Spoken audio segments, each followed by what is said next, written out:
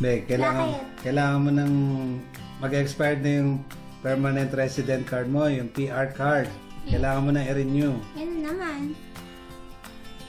Hindi mawawalan ka ng status, good for 5 years lang yun. Ano? Dahil na sinabi mo agad. Ay, ayoko, gusto ko ma-deport ka. Bastos. Umpisahan na natin. Sige. Tulungan mo ako mag-renew Pag-isipan ko. Teka, ano bang mga kailangan? May mga, yung passport mo nandyan. Yeah? Yung luma mong PR card. Yeah? May photo ID ka. Kailangan yung latest. Picture ako. Ano pa ba kailangan? Canadian Permanent Residence. Ano? COPR? Certificate of Permanent Residence. Hindi na kailangan yun. Kailangan yun for reference. Yung number? Yeah, kasi di ba, nandun yung exact date kung kailan ka na PR. Tapos kung saan ka nag-entry as standard immigrant. O, edi i-gather mo na yung mga yon, tapos pumunta na tayo sa laptop para makapag-pick Sige, up pupunta na ako. Kunin mo na anong pupunta. So, punta natin ang Citizenship and Immigration Canada.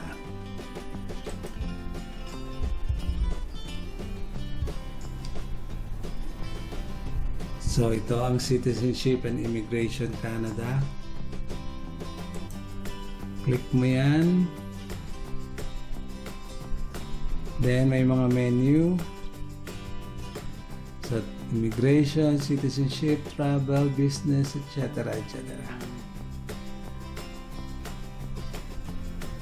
So, hanapin natin na lang yung permanent resident card. Search. And then, ito ang ating kailangan. Renew permanent resident card. So, open mo siya.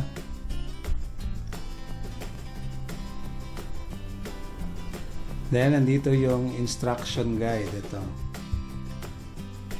Then, yung document checklist, application for PR card, and photo specification. Once na in-open mo yung document checklist, so ito yung kailangan mong i-print. So ipiprint mo to, then i-attach mo to sa application mo sa permanent resident card form. Then go back tayo dun sa application for permanent resident card. Once na hinit mo yan, ito ang lalabas na form. So yung UCI number, oops. So sabi niya, you cannot save a completed form. If you would like a copy for your record, please fill it in and print. So, UCI card, yun yung number mo. Oops. Yun yung number mo nung nag-apply ka ng permanent resident card mo nung first time mo. Ang ibig sabihin ng UCI ay Unique Client Identification Number. Sige, yun yata naman yun. Then, language prefer, kung English, kung marunong kang French. Then, sa number 2, kung date you became a permanent resident. Yan. Canada. Yung exact information na yan yung sinasabi ko sa COPR mo makikita.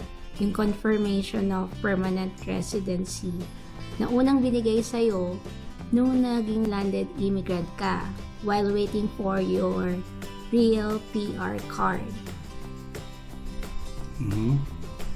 And then yung personal details mo, of course, dapat alam mo yan kasi personal mo nga yan eh. Yung gender mo, male or female, date of birth, country or territory of birth.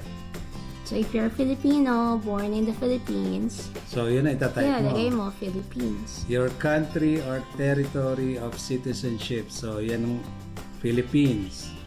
Color ng eyes mo. Your height. Then, yung address in Canada. Mailing address. Kung different from residential address. Usually, sa mailing address, like for example, naka-PO Box yung address mo. PO Box 17, Chuba Chuba. Pwede mong ilagay yon. Kung magkaiba dun sa residential address mo, yung physical address mo, yung residential address mo. And then, telephone number and email, marital status, your immigration history, city or port of entry. Yan, yun yung sinasabi kong isa rin makikita sa COPR, yung Confirmation of Permanent Residence.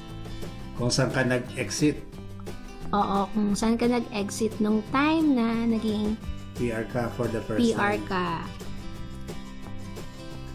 Let's say, usually, Kung nasa Alberta tayo. Alberta ka, usually, sa Coots, Alberta yan.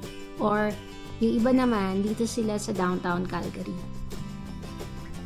Or yung iba naman, kung umuwi ng Pilipinas, baka sa Vancouver. And then, personal history, fill up mo lang siya. So, ang instruction dyan, your address for the past 5 years, or if you became a permanent resident less than 5 years. So, de-declare mo yung from, tsaka to. Tapos, yung mga naging apartment mo, or address, and then city or province or country. So, kung paiba-iba ka ng address, tulad ko at the time, dineclare ko siya lahat, dating 5 years back. Then, meron ditong work and educational history. Yan, for the past 5 years din yung hinihingi niya. So, kung mag-fill up kayo ng form right now, today is February 2020, so mag-start kayo from 2015 ng February. So, de-declare nyo dyan yung mga naging work nyo, yung naging employer, or if you went to school, lalagay nyo din yung naging school nyo. Pero yun nga sabi, do not use abbreviations. Pero ito ang mas pinaka-importante. Kailangan alam nila yung travel history. Yan, so, yun nga, di ba? Kailangan mo ng previous passport mo, kung hindi mo matandaan kung kailan ka umalis ng Canada or nag-vacation ka sa Philippines or pumunta ka ng US pansamantala for a holiday, ililist mo dyan lahat. Ang hinihingi din niya for the last 5 years. So, then again, kung February 2020 ngayon, mag-start ka ng February 2015. So, anong form or anong ang the best na tingnan para makita yung travel history? Ang ginamit ko, for me, ang gagamitin ko is yung passport ko or yung kung may copy ka ng lumang permanent resident application mo, pwede mo rin yung gamitin kasi may mga ganyang slot din yan pero more on mas mahabang date yun eh. Like for 10 years ata yun. Or tignan mo yung stamps dun sa passport, tapos tignan mo rin yung kung naalala mo ba yung kailan ka umalis, kailan ka bumalik. Kasi lalagay mo dito yung number of days na nagstay ka sa specific place na pinuntahan mo.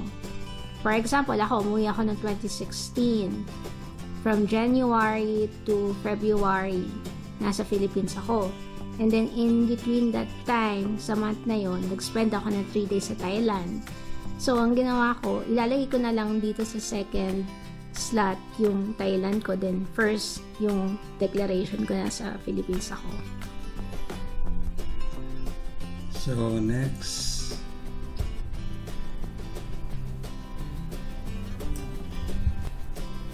Ano tong residency obligation? So, hindi mo yan kailangan fill upan. Pero, kung outside Canada ka for about 1,095 days, itong part na to, dun mo lang siya fill upan. Or more, 1,095 days or more in the past 5 years. So, yan, follow nyo lang din yung mga hinihinging information.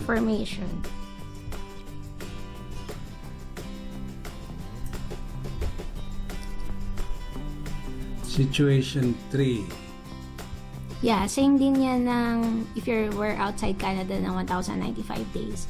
So, may mga iba-ibang situation lang siya ng absences. Tignan na lang kung applicable yun sa inyo. And then, consent to disclose information. Usually, yes ka lang naman dyan, di ba? Yeah, parang inaalam mo lang yung CBSA. Canada Border Services Agency to verify yung details ng entries nyo sa Canada. And then,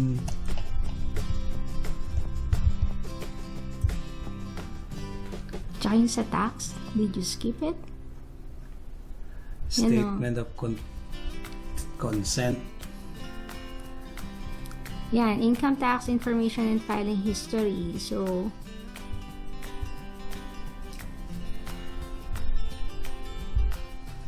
yan. So, kailangan nyo rin yung SIN number nyo para ma-fill up nyo yung blank dyan.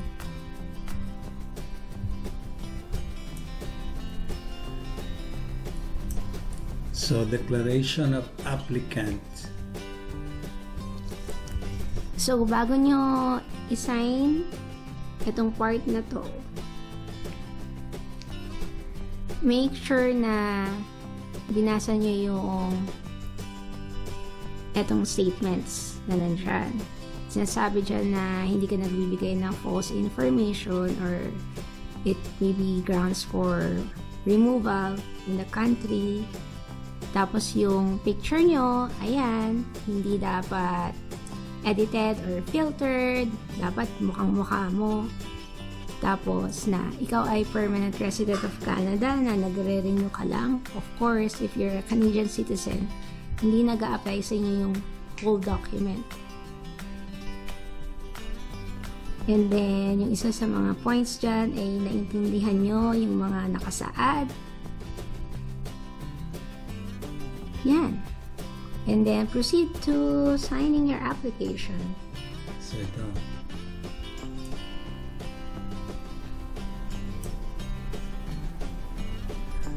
Ito yata, ano siya? Kung concern a loss, stolen, destroyed, or never received.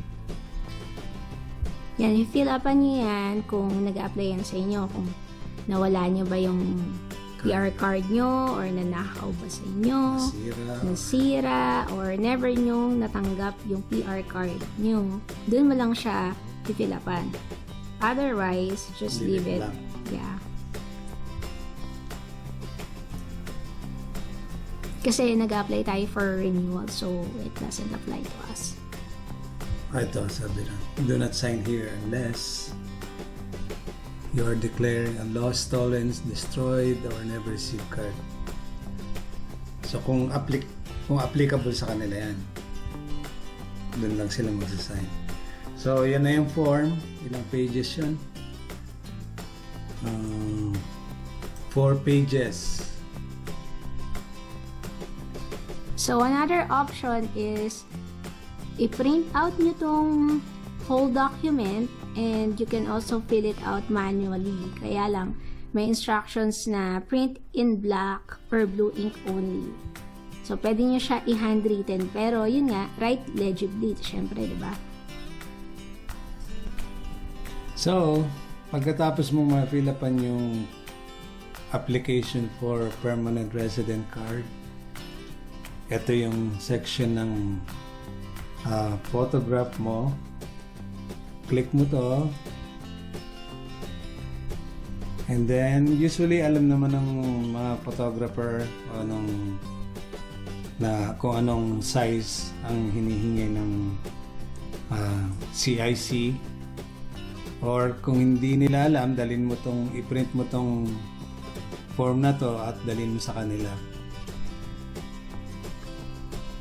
And then, meron yan special instruction. Ano yung nakasulat dyan sa this one? Yung scroll down, please.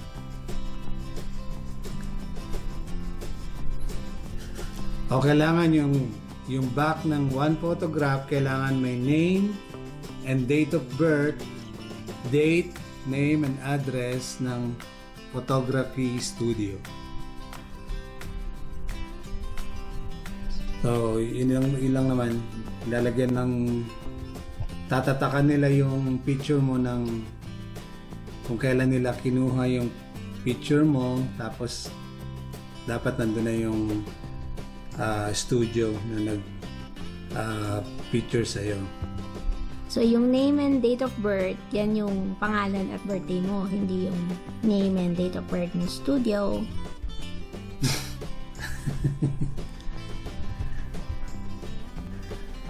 So, how to pay fees for your application? Kailangan meron kang valid email address, access to printer, kasi ipiprint mo yung receipt, credit card or Canadian debit card,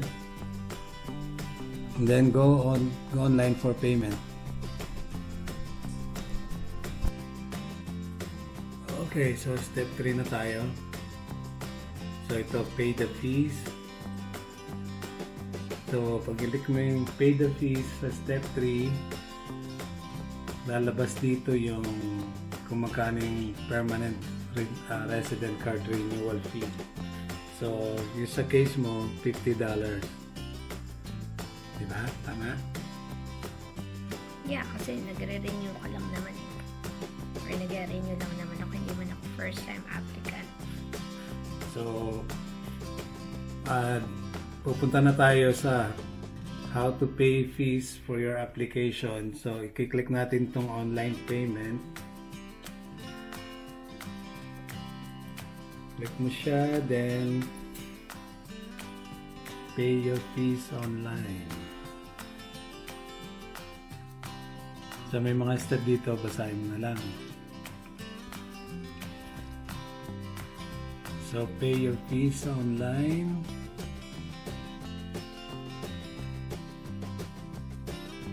So, get your payment card ready. Pay for your fees. And then see list of fees. Select your application type. So, permanent resident. Are you paying for RPRF? Nabayaran mo na yan, di ba? The first time. So, no this time kasi nagre-renew lang ako. RPF is right of permanent residence for first time permanent resident application only. Permanent resident documents type 1 kung isa ka lang, and then hit submit, and then lalabas yung summary of fees. So kailangan i-click mo tong this is not a receipt,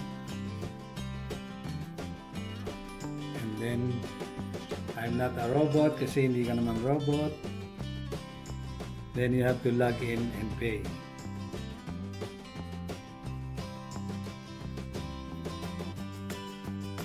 And then pagka na-click nyo yung log in and create, pa-type nyo yung email address, then gagawa kayo ng password. Kung bago kayong client, i-create kayo ng profile. Pero kung magre-renew lang, and then kung may profile na kayo sa CIC, enter nyo yung email address, yung password, and then login. So, pagkatapos mong login, ito na yung summary of fees mo. So, $50 ang i-charge sa card mo. And then proceed to secure checkout.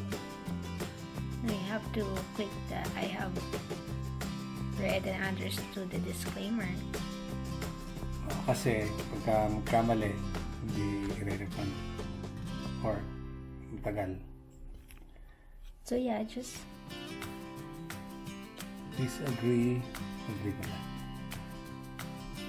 Agree to the I have read and understood this disclaimer, and then proceed to secure checkout.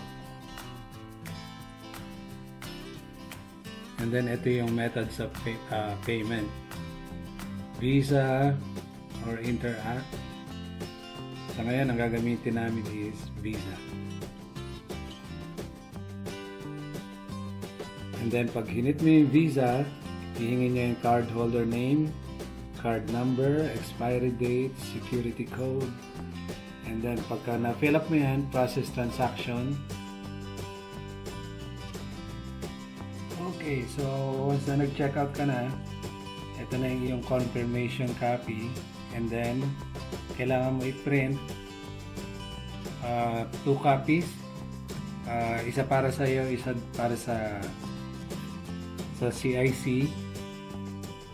And then may options ka rin sa baba na i-send sa email mo. So ngayon gagawin lang natin is view and print. So kapag na-fill upan nyo na lahat, nakapagbayad na po kayo, nakapag-print na kayo ng receipt. So ito yung magiging itsura ng inyong receipt. May options din kayo na pwede nyong ipasend sa email niyo yung receipt. Then bibigyan nyo ng copy yung CIC. So yun yung magiging itsura ng receipt niyo. Sasama nyo to sa mga documents na kinuha nyo, pinilapan nyo, para meron kayong evidence na nagbayad na kayo sa CIC. Okay? So tapos na tayo mag-fill up ng form. yes. Ano na yung gagawin? So make sure na meron kayong printed form ng document checklist. Sa lahat ng application with regards to Canada, they also specifically want printed form ng mga checklist kahit ang mga application yan. So yun yung magiging pinaka-cover ng application documents nyo. So siya yung first page. So ano yung first box? So kailangan natin checkan ang bawat box once na nailakip na natin yung mga hinihingi niya. So application for permanent resident, fully completed at na pirmahan. So yan yung ginawa natin kanina. So asan yun? So ito ay sample form. Yan, application of permanent resident. So check. Check. Next. Next na box. Photocopy of one primary identity document such as passport. Huwag ka na mag-isip ng iba pang document na kasulat ng passport. So, passport na lang. Huwag nang pahirapan sa sarili. Okay. So, kailangan, according sa instruction guide, yung complete list of primary document. Diba? So, yun na nga. Passport, yun ang gamitin mo. So, ano yung first page ng passport? Yung passport na ifo-photocopy mo, hindi yung likod, hindi yung may pirma, hindi yung may mga stamp na kung saan bansa na pinuntahan mo, kundi yung page na meron kang muka. Yung mukha mo mismo, may pangalan ka, saan na-issue, ganon. Okay? So, ito ang aking passport. Republika ng Pilipinas. Diyan yung picture ko sa ilalim. Check. Check. Next. Next ay dalawang photos na gusto niya ay nasa small envelope. So, very specific to friends. No staple, hindi na siya naka-stapler, o kaya ayaw nila ng paper clip. Ayaw nilang naka-paper clip dahil mahalaga ang picture nyo. Ayaw nagagasgasan. So, kailangan picture lang. So, yung picture nyo, kanina na-discuss natin, kailangan sumusunod siya doon sa specification for permanent residency card application. Okay. So, usually naman, pag nagpa-picture kayo sa mga photo studios, bibigyan nila kayo ng maliit na envelope to protect your picture. Ganun kahalaga ang pictures dito. May face value. Okay? So, i-claim natin yan bukas. So, let's just assume nandyan na. So, let's check.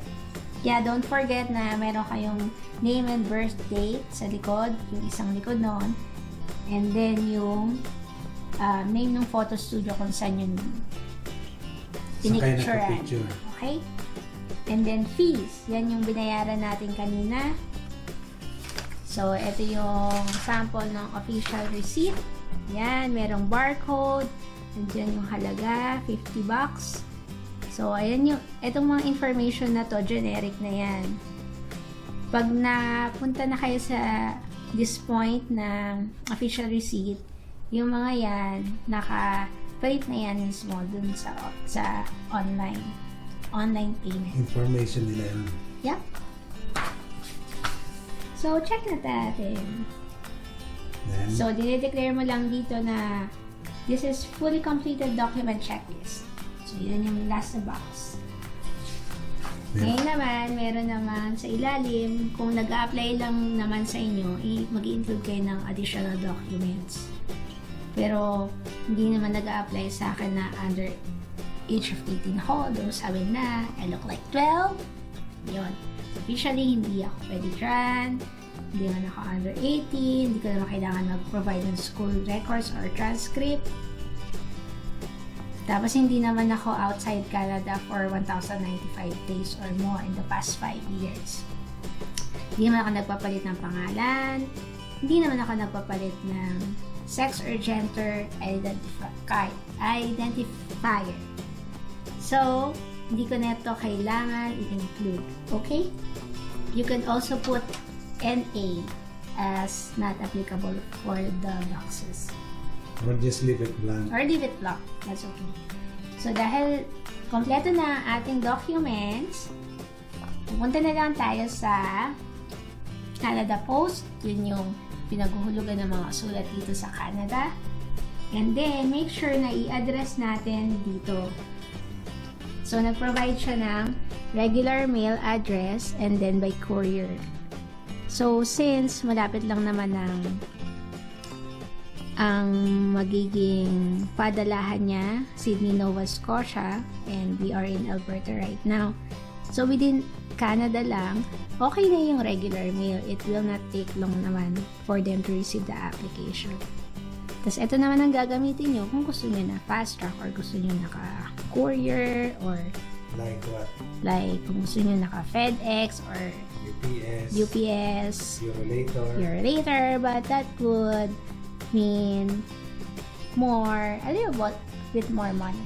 So, dito tayo sa mas mura since malapit lang naman. Okay? Now, it's time to mail your application. Okay?